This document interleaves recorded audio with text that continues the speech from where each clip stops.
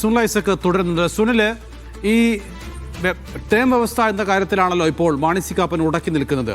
ഈ അനൂപ് ജേക്കബ് ഇക്കാര്യത്തിൽ എന്തെങ്കിലും പ്രതികരണം നൽകിയിട്ടുണ്ടോ? നൗഫൽ, അതിലേക്കാണ് ഞാൻ വന്നത്. അതായത് 4 ഘടകകക്ഷികളാണ് ഇപ്പോൾ അതൃപ്തിയുമായി രംഗത്തുള്ളത്. അതിൽ ലീഗാണ് ആദ്യത്തെ കക്ഷി. അവരെ 5 മന്ത്രിസ്ഥാനമെന്ന ആവശ്യത്തിൽ അവർ ഉറച്ചു നിൽക്കുകയാണ്. പക്ഷേ അതിനിടയിൽ ചില മറ്റ് അനൗദ്യോഗിക ചർച്ചകൾ ലീഗും കോൺഗ്രസ് നേതാക്കളും തമ്മിൽ നടക്കുന്നുണ്ട് എന്നാണ് ഞാൻ അറിയുന്നത്. അതനുസരിച്ചാണെങ്കിൽ ഒരുപക്ഷെ ചില അത്ഭുതങ്ങളൊക്കെ സംഭവിക്കാനുള്ള സാധ്യതയുമുണ്ട്. ഒരുപക്ഷെ മന്ത്രിസഭയിലെ രണ്ടാമനായി പി കെ കുഞ്ഞാലിക്കുട്ടി വന്നാലും അത്ഭുതപ്പെടാനില്ല. അങ്ങനെയാണെങ്കിൽ ഒരുപക്ഷെ 4 മന്ത്രിമാർ എന്ന നിലയ്ക്ക് അവരത് അംഗീകരിക്കാനും സാധ്യതയുണ്ട്. മറ്റൊന്ന്, നേരത്തെ പറഞ്ഞതുപോലെ കേരള കോൺഗ്രസ് ആണ്. അത് അവരുടെ പ്രശ്നങ്ങളായി തന്നെ അവിടെ നിലനിൽക്കുകയാണ്. അവരുടെ 2 മന്ത്രിസ്ഥാനം എന്ന ആവശ്യം കോൺഗ്രസ് എത്രത്തോളം പരിഗണിക്കുമെന്ന ചോദ്യം അവിടെ ബാക്കി നിൽക്കുന്നു. മറ്റൊന്ന്, മാണി സി കാപ്പനും ഒപ്പം കേരള കോൺഗ്രസ് ജേക്കബ് വിഭാഗവുമാണ്. അവിടെ അനൂപ് ജേക്കബിനെയും അതുപോലെ മാണി സി കാപ്പനെയും 2.5 വർഷം വീതം ടേം വ്യവസ്ഥയിൽ മന്ത്രിമാരാക്കാം എന്ന ധാരണയാണ് ഇപ്പോൾ കോൺഗ്രസ് മുന്നോട്ട് വെച്ചിരിക്കുന്നത്. പക്ഷേ അത് അംഗീകരിക്കാൻ മാണി സി കാപ്പനും തയ്യാറാവുന്നില്ല, അനൂപ് ജേക്കബും തയ്യാറാവുന്നില്ല. അനൂപ് ജേക്കബ് ആദ്യ ടേമിലും 2ാം ടേമിൽ മാണി സി കാപ്പനും എന്നാണ് കോൺഗ്രസ് മുന്നോട്ട് വെച്ച നിർദ്ദേശം. അതുകൊണ്ടാണ് മാണി സി കാപ്പൻ അല്പസമയം മുമ്പ് പറഞ്ഞത്, പാലായിൽ വന്ന് തെരഞ്ഞെടുപ്പ് പ്രചരണത്തിന് രമേശ് ചെന്നിത്തലയും വി ഡി സതീശനും പറഞ്ഞത് അങ്ങോട്ട് പോയതുപോലെ ആയിരിക്കില്ല, ഇങ്ങോട്ട് വരുന്നത് കൊടിവെച്ച കാറിലായിരിക്കും, മന്ത്രിയായിരിക്കും എന്നൊക്കെ നാട്ടുകാരോട് പറഞ്ഞിട്ട് ഇത്തരം നിലപാട് സ്വീകരിക്കുന്നത് ശരിയല്ല, അത് മുന്നണി മര്യാദയ്ക്ക് നിരക്കുന്ന കാര്യമല്ല എന്ന് തുറന്നു പറയുന്ന ഒരു അവസ്ഥയിലേക്ക് മാണി സി കാപ്പൻ എത്തുന്നത്.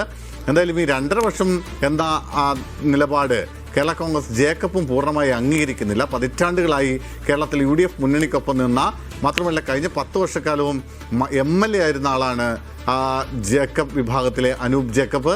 അതുകൊണ്ട് തന്നെ അപ്പോഴൊന്നും ഏതെങ്കിലും മുന്നണി മാറാനോ മറ്റേതെങ്കിലും തീരുമാനങ്ങൾക്കോ ഒന്നും നിൽക്കാതെ പാർട്ടിക്കൊപ്പം തന്നെ അല്ലെങ്കിൽ മുന്നണിക്കൊപ്പം തന്നെ നിന്ന പാർട്ടിയാണ് കേരള കോൺഗ്രസ് ജേക്കബ് വിഭാഗം. അതുകൊണ്ട് അവർക്ക് അർഹമായ പരിഗണന വേണം. നേരത്തെ കൈകാര്യം ചെയ്തിരുന്ന ഭക്ഷ്യവകുപ്പ് തന്നെ അവർക്ക് നൽകുകയും ചെയ്യണമെന്നാണ് അവരുടെ ആവശ്യം. വകുപ്പിൻ്റെ കാര്യത്തിലൊക്കെ കോൺഗ്രസ് ഏതാണ്ട് ഓക്കെ പറഞ്ഞിട്ടുണ്ട്.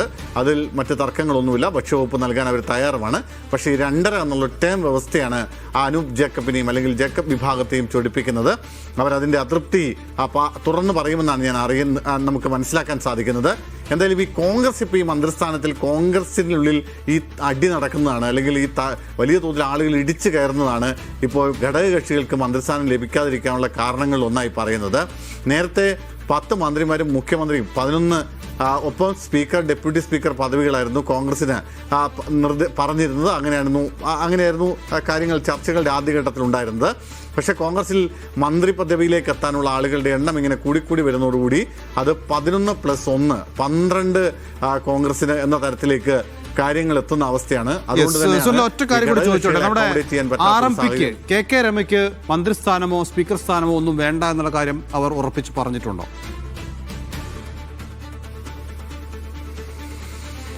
നേരത്തെ അവർ അത്തരത്തിലൊരു പ്രതികരണം നടത്തിയിരുന്നു, എന്തായാലും മന്ത്രിസഭയുടെ ഭാഗമാകാനില്ല എന്ന്. പക്ഷെ പിന്നീട് RMPയുടെ നേതാവ് വേണു മാധ്യമങ്ങളെ കാണുമ്പോൾ പറഞ്ഞത് മന്ത്രിസ്ഥാനം ലഭിച്ചാൽ സ്വീകരിക്കുമെന്നാണ്. പക്ഷെ അത്തരമൊരു ചർച്ചകളിലേക്ക് കാര്യങ്ങൾ പോകുന്നില്ല എന്നാണ് ഞാൻ ഇപ്പോൾ മനസ്സിലാക്കുന്നത്. എന്തായാലും നിലവിലെ ചർച്ചകളിൽ KK രമ മന്ത്രിസഭയുടെ ഭാഗമാവില്ല എന്നാണ് നമുക്ക് ലഭിക്കുന്ന വിവരം. കാരണം അവർ ഇതുവരെ ഏതെങ്കിലും തരത്തിലുള്ള ചർച്ചയിൽ അവർ പങ്കാളിയായിട്ടില്ല.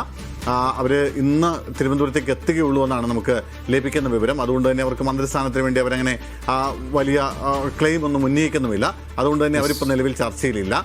മറ്റൊന്ന്, അവർക്ക് മറ്റെന്തെങ്കിലും പദവി കൊടുക്കുക എന്നുള്ളതാണ്. അത്തരം കാര്യങ്ങളൊക്കെ പിന്നീട് ചർച്ചയിലേക്ക് വരൂ. എന്തായാലും നിലവിൽ മന്ത്രിസഭയുടെ ഭാഗമാകാൻ RMP ഉണ്ടാവില്ല. ശരി.